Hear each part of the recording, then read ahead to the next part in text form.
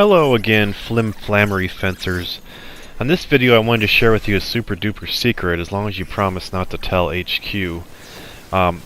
This mission is a DLC Pack 2 Mission 4, and this mission has a bunch of shield screens with colonists that are inside that do not like to leave the shield screens.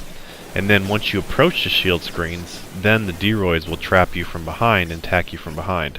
So, I'm not sure if you're aware of this, but Fencer is the only class that can actually attack enemies that are inside the shield screen.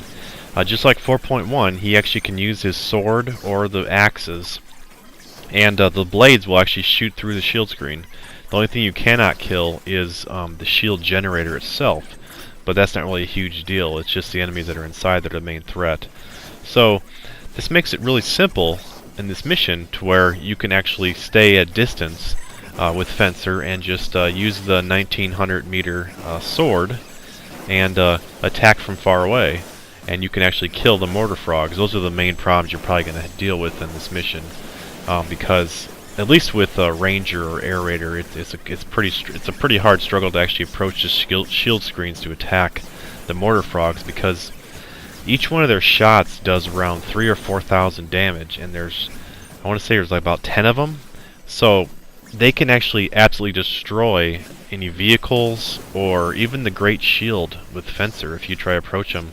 The more mortars that attack, of course, the closer you are, the more mortars are actually going to hit the ground and hit you, and that can multiply from 3,000 all of a sudden to all 10 shots hitting for 30,000 damage, which is absolutely ridiculous. And those mortar frogs shoot so fast, and they do not seem to reload or stop. So this is definitely I would say the easiest way to go is to just take a Fencer as one of your classes and use the sword to attack them from far away.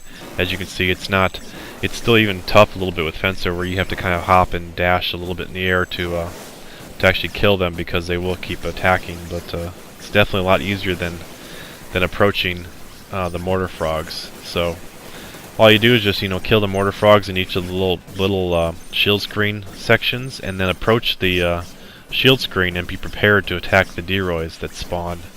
I recommend taking missiles for the Deroys just to take out their legs so they're no threat. And also you get a lot more items that way too if you take out all the legs, because each one of those legs segments can actually have a chance to drop items. So some of the Deroy missions are some of the best missions to farm items really quickly because of just how many items they drop. But there's also some shotgun frogs which can be pretty brutal as well, so it is nice to have the ability to attack them from far away. However, it seems like once you attack the shotgun or the machine gun frogs, they tend to actually chase you out, so I'm not sure why that is, but the mortar ones don't seem to like to do that. It seems to me like the enemies will chase you as soon as you do some damage to them, but they won't chase you until you actually physically damage them. So, but this is definitely the simplest way to do it.